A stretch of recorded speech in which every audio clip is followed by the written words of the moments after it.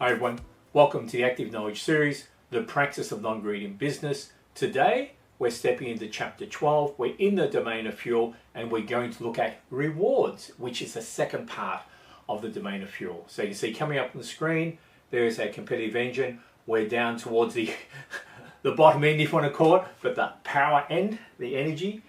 We looked at barriers in chapter 11, so today we're going to step into this section of reward and just talk about what that means, and hopefully give you a slightly different perspective of what rewards can be. So let's get straight into this. The first question I would ask you to think about is, when we say reward and you think about your reward incentive program, who and why? Who are we directing this to and why? What are we seeking to achieve? And I would step back from that a little bit. I would say the core competitive strength of my business lies in the combined talent and effort of everyone who works within and with my business. Every single person. So my reward program targets everyone, and I want them to lean in and to contribute more talent and more effort in making my business successful. That's an interesting way, I think, of defining rewards, because rewards are normally far more restrictive and are tiered almost into class structures. As you work your way up through the hierarchy, the better the rewards are. So we're just pushing that to one side. We're just saying, let's just begin to explore maybe an alternative approach to rewards, which can then be built into that. So just as we've talked about in the entire competitive engine model, that the business's motive for being is the cornerstone to its success. It is here to compete and profit is an outcome. It is not here to profiteer. So too is the motive for individuals who join your business. Remember, working within or with. So our reward program must be designed to uplift the right motive and be simple and focused in its design. The monetary program, those benefits of our program need to be competitive in our marketplace, but that's where it sort of stops.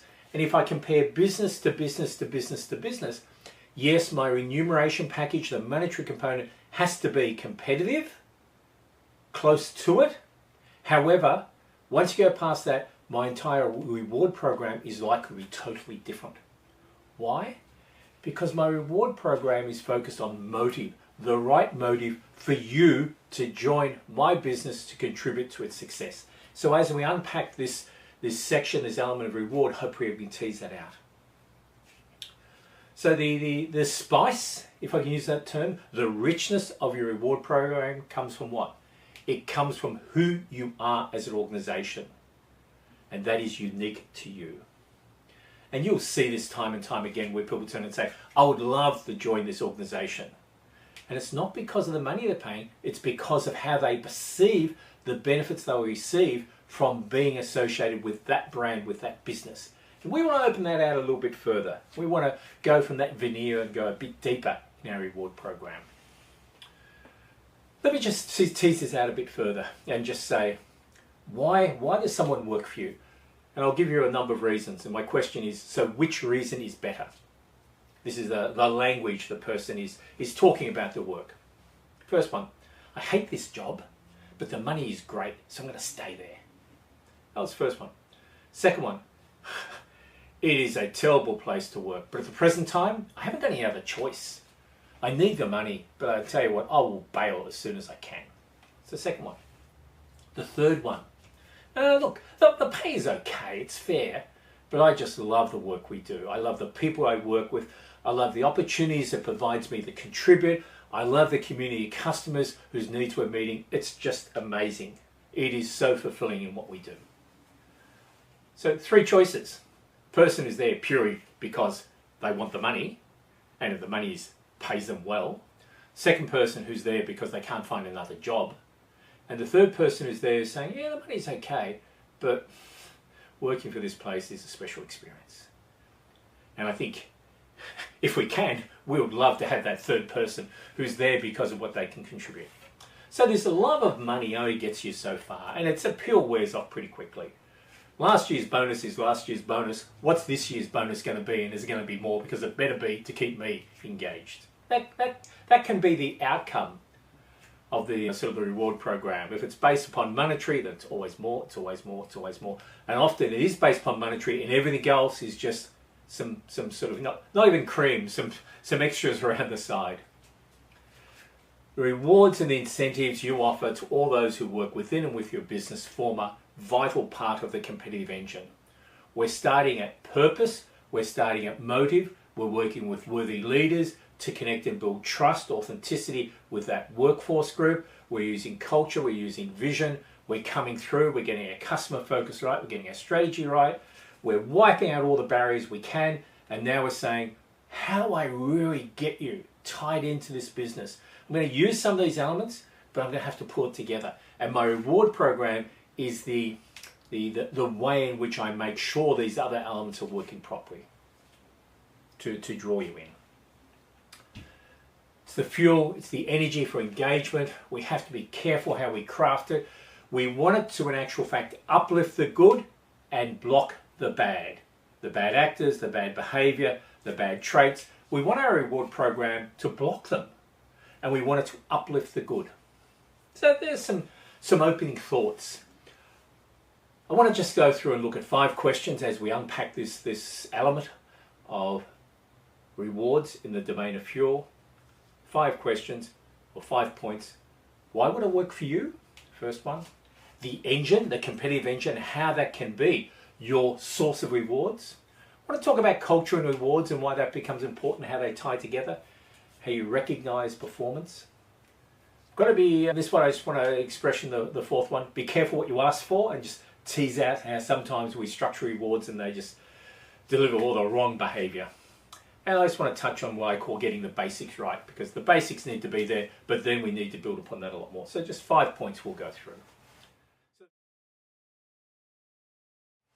So the first one, why would it work for you? Why would I work for you? Tailoring the reward program so it attracts the right people with the right motive is vital. But we often fail, I think, to set and sustain a program that sends a message consistent with purpose and motive. What do I mean by this? Often we go to the marketplace and the question which is being asked by the potential employee, what's in it for me? What's in it for me? Why should I come and work for you? Why should I not work for you? Someone else? How much are you going to pay me? What's my bonuses? What's the extra benefits? And this, and tight labour markets, etc., has become almost a standard approach. And I think to make our reward program work well, we've just got to draw a line and say, I'm going to reverse that question. So while it's true, everyone chooses a role based upon what's in their best interest, that interest could simply be the opportunity to contribute and grow as an individual. So going back to what I said before, why does someone say, I would love to work for that company? Because of what they believe it can help them grow and develop within themselves. So this expression of what's in it for them should never be answered in what they can take away, but rather what will allow them to put in, what they can contribute of themselves, and therefore how they will grow and develop and fulfill their needs as an individual. That is the principle of reward. It's not what can I take away, it's what does your organization allow me to put in of myself and how that's going to impact me and grow me and allow me to be fulfilled as an individual. See that shift in that reward program. Once you start with this message of what they can take away, what you can give them, you've attracted a team which is basically just seated in self-interest. Everyone is working on the premise of it's what you can take away, and you should not be giving too much because you don't want what you give to be more than what you take. So what's in it for me, and that expression of what we can give you suddenly creates and seeds self-interest. I want that promotion, I want that job, I want that project, they shouldn't have got it, where's my bonus, where's my reward? The negative language destroys everything. And I think a vital part of this, a critical part of this, and this why should I work for you, is this definition of success. How we as an organization define success. Success is never about more pay, more promotion, more bonus. Success is about what have I been able to contribute and what impact has that had on the value we're able to deliver to the customer, the fulfillment of their needs. The reward, the success is about my contribution and the acknowledgement and recognition and my growth which comes from that. Yes, there may be a pay increase in it, but that's not the motive which is driving me.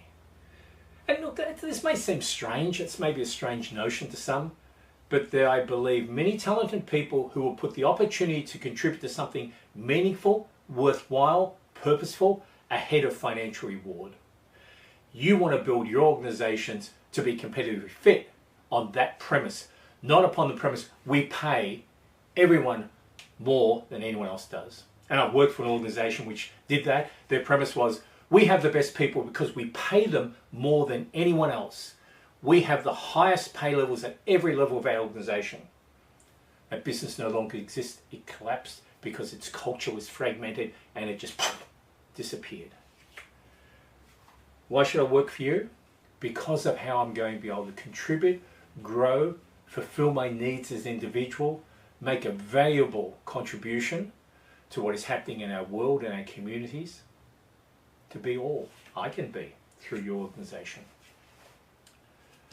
So when you're thinking about this question and you're thinking about your reward program and you're seeking to answer the question, why would I work for you? You're really beginning to say, so what sort of an individual do I want to attract? A competitively fit business cannot be built by a team who are there for themselves. Non-worthy leaders and everyone else who's simply going to take what they can and run. So when you think about this reward program, you begin to frame some questions a slightly different way. Why would someone want to work for us? How are we going to look for them to contribute into our business? How are we asking them to help us grow and develop for our purpose? What type of person are they likely going to be? As individuals, how are they seeking to excel in their lives? What will entice them to contribute? So you're beginning to build a profile of the type of person who'll say, I love what you're doing in your organization. Can I be a part of it? Can I contribute what I can bring to the table? Yeah, the money's fine. That's okay. That's more than enough. Let's get into what I can do. I want to be part of it. I want to feel pride in the work I do. I want to wake up early, excited to come. I want to finish late and come home and feel satisfied in what I have done. And be able to talk about that with the community in which I'm working with and my family and everyone else. It'd be absolutely fantastic if I could work for you. What are the traits of these people? That's the type of person we want working for us. So that's your starting point. In thinking about this section in the fuel domain, the reward, that bit at the end, who do we want working for us and why would they come to us? What can we offer them to attract them, which is not about money?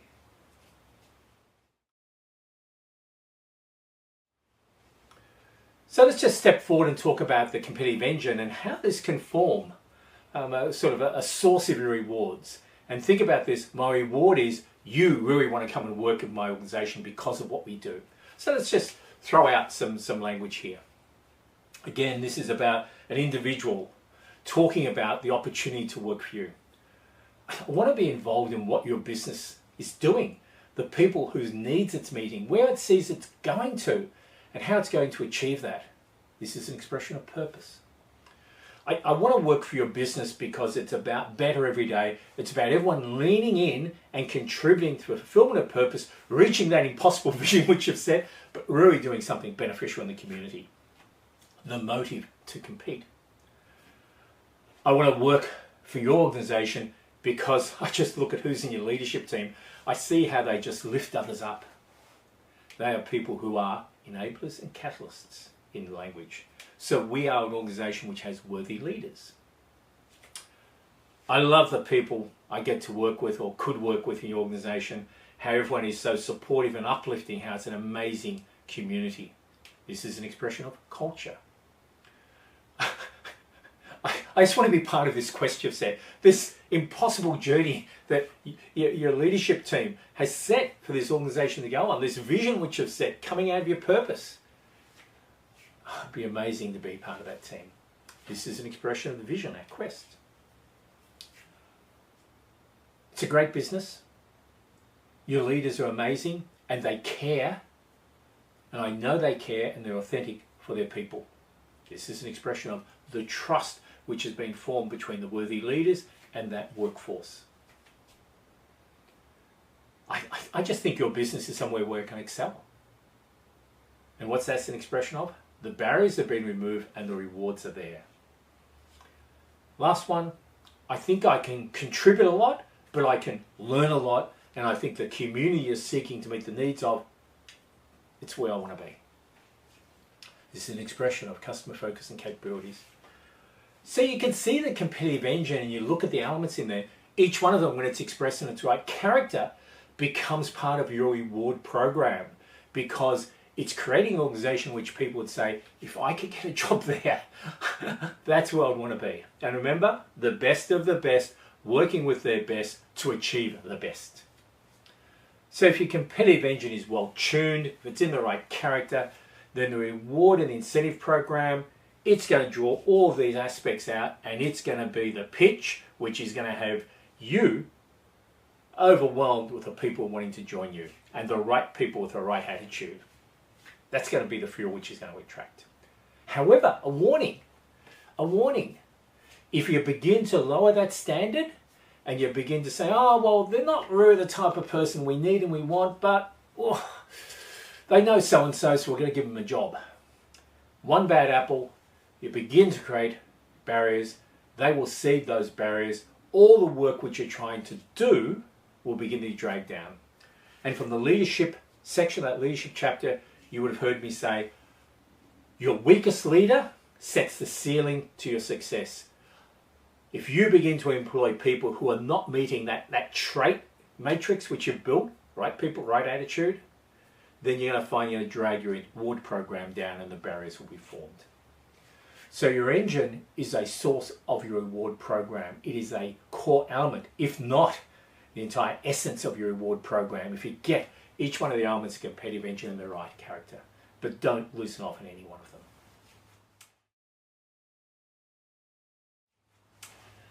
Just moving forward, I just want to talk about sort of the culture, I suppose, in the organization is a good way to express it. Now, often that reward incentive program, that list of benefits you get from working for us, it's created in isolation. Isolation for the competitive engine, but also it's not thinking about the underlying culture or the design of the business. And I suppose what I'm talking about here is the competitive engine. So we have a competitive engine which crafts from it a competitive posture. That posture is the way we go into the marketplace to compete. An element to that is our culture, sitting in that core of our competitive engine. And we're now sitting at the other end with the reward program. We want the reward program to be aligned. But our culture can begin to, I suppose, bring in the bad language and begin to seed those barriers. I just want to throw up some language for you just to see if I'm expressing this the right way. This is a language, a cultural language, which has just become embedded in the organization. Some examples. Achieve your sales target. I don't care what it takes. Just make it happen. Otherwise, you're out of here. Another one. Careers ride on our market share price. Even the smallest drop in share value, and we're going to be out the door.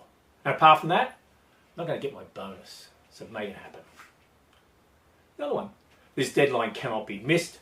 I don't want to hear any excuses, and I don't care what it takes to make it happen. Make it happen. Another one. If you want to get ahead here, you better know who the players are.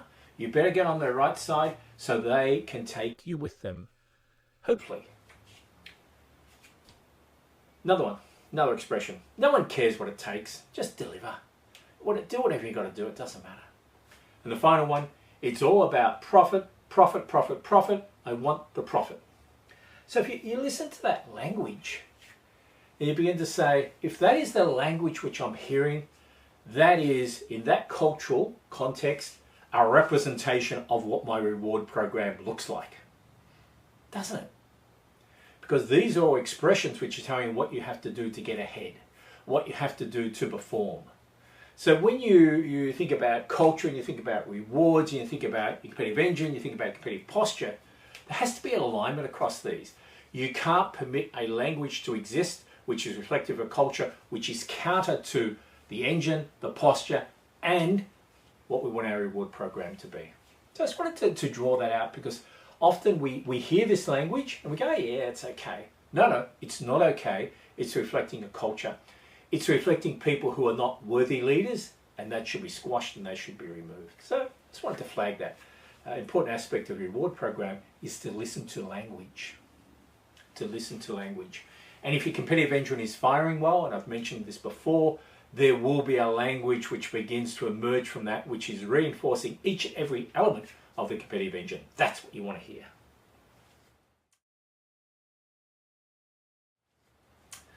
Just moving forward, so I think it's the fourth point. This expression, be careful what you ask for.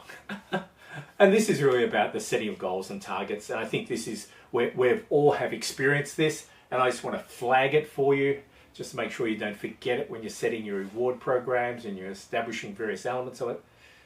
When you're setting goals and targets, just be careful. And the easy example I can give you, if you turn around and say, to achieve this bonus, you need to achieve these financial outcomes, e.g. it could be sales, then this human ingenuity is going to kick in, and it's going to turn around and say, okay, I can make that happen because I want the bonus. So again, this profit first motive, this monetary component built into a reward program, can drive very bad behavior very quickly. So be very conscious of what you're setting as the metrics you're seeking to achieve. So you change that and you come back and you say, okay, if my reward program is not about achieving that sales target, then what's it about? Well, it's about underpinning the competitive fitness of our organization. It's about driving the competitive engine forward and all the elements of that. And from that, the sales will be achieved, the profit will be achieved. And I'd almost go back and say, remember the language of achiever, enabler, catalyst, those three expanding circles of leadership. That's where we want our reward program to be. But here's just, I think, 6 points under this heading of be careful what you ask for. The role of our reward program, what is it? It should not be to drive profit. It should be to drive the behavior which will allow us to outcompete, and an outcome of that will be profit. You can see how I've taken it back. 6 points. We want to attract and retain the best people who will work with the best and contribute their best in pursuing our purpose as a business, and I want that at all levels. I want to encourage contributions above and beyond what would be considered normal. I want to celebrate and reward outstanding behavior. It's important. At the same time, I want to discourage bad behavior and bad actors. I want them out. I want to energize the competitive fitness of our business. That is, support every one of the elements of the competitive engine, so we just begin to bring the real potential forward and step ahead and outcompete. And I want to have a competitive remuneration package, in other words, a monetary element. What does my reward program need to do? It needs to attract and retain the best. It needs to bring contributions which are above and beyond the norm. It wants to celebrate and reward outstanding behavior. It wants to discourage, squash and push out bad behavior. It wants to energize the competitive fitness of the organization. And as we're doing all those things, we obviously want to pay people well. So you begin to say, what is our reward program seeking to achieve? Now, how does our reward program do that? And if you approach the creation of your reward program this way, this question of be careful what you ask for, you will be asking for the right things. And we're about working on the catalyst which will achieve outcomes, one of which is profit. We're not focusing on chasing an outcome, not having regard of what will allow that to be occurred. What will allow that to occur. Hope that makes sense.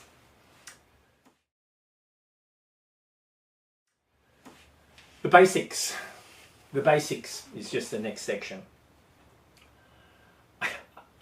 The way I'll just class this section is, I think, one of the last elements we're talking about today.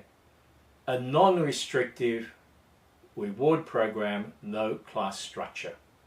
Often reward programs are structured upon hierarchy. As you go up the hierarchy, you get more.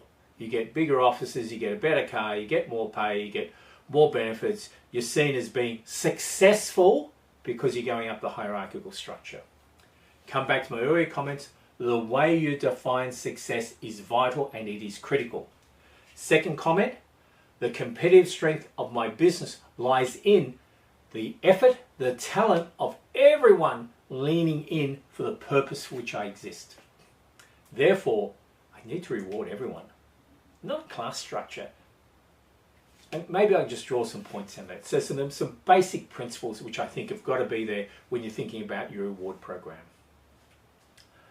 There has to be an equal opportunity to gain the rewards. An equal opportunity. We should all be able to gain rewards for what we contribute. And I'll come back to a final comment on that, which will probably upset a few people. That's okay. That's the first one, equal opportunity. We want to have advancement based upon character, capability, contribution. Character, capability, contribution. We don't want any personal bias. I don't want myself putting myself forward, or those, if I reward you and get you a promotion, now you're my mate and you will support me going forward. None of this personal bias.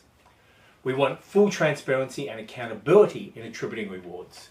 You're getting this reward for what you contributed and we are celebrating it. You're not getting this reward for what someone else did. We want to have recognition of the individual and the team for their achievements. We want to be rewarding them. We don't want to be rewarding the hierarchical structure above. We want to be rewarding the people who actually did it. And yes, we want to have our competitive remuneration as the foundation. In essence, what we're seeking, getting the basics right, to achieve an open reward program where everyone has an equal opportunity to contribute, to succeed to the greatest of their capability. We don't want people being locked down, held down, and the what's the word for it? The rewards for their effort going somewhere else. And there's a very simple expression which I put on this, which some people get quite upset about. No one should profiteer from the efforts of others. No one should profiteer from the efforts of others, which is pretty much against the way some of our reward programs work. So just take that on board as best you can. So to sum this up, this area of rewards, a vital area, a complex area, but can be quite simple if you get the principles right and you begin to ask the question at the very beginning, who and why? Who are we seeking to reward and why? What are we seeking to get from them? And in essence, combine talent and effort of everyone. So what's our reward program? It's the fuel of our business. It's the fuel of our engine. It feeds the needs of the people, and their needs extend well beyond financial. Belonging, contribution, achievement, growth, self-worth, pride in my work, feeling part of a community. These things are far more valuable than the reward financially. It's got to be adequate, it's got to be fair, it's got to be competitive, but then this is the cream. This is what's going to make the difference in the people we attract. Rewards are the fuel. They feed energy, commitment, contribution at all levels to the purpose for which we exist, and they must be equally available to all for their efforts and uplift the good and block the bad. This is our reward program. So I just want you to take this chapter on board, to think about it, and to really begin in this last section of the domain of fuel to say, I need to have a reward program which actually is targeted the right way and is bringing the right people forward. I need to remove the barriers. I need to unleash the potential which exists in my organization. That's what our reward program is about. This is what the domain of fuel is about. Again, thank you for your time. Thank you for being here with me today and listening to my thoughts on this. I hope they have been helpful again. I hope they have challenged you. I hope they have distressed you in some way, saying, oh my goodness, we're going to fix this. And I just wish you all the best in your business. And we have one more chapter coming up in this series, which is about the working of the competitive engine. And I would ask you to join me for that because it may help you to pull the pieces together and give you a path forward to get the competitive engine working in your business so you can begin to adopt the practice of non-greed, bring the real potential for your organization forward, compete well, meet the needs of the community, and achieve outstanding results. All the best, and again, thank you. Hi everyone, it's Sally here. I work with Richard. You will see coming up on the next 3 slides. Firstly, a URL link if you are interested in purchasing Richard's guide to the competitive engine, titled Compete, which is a 274-page full-color guide in either printed or a digital PDF format, or both if you wish. Secondly, a URL link to Richard's library of some 500 articles on the various elements of the competitive engine and more that you can access freely. And thirdly, there is an email address for any questions you may have. These are great resources, and I commend them to you. Thanks everyone for joining us today, and I hope to see you again soon.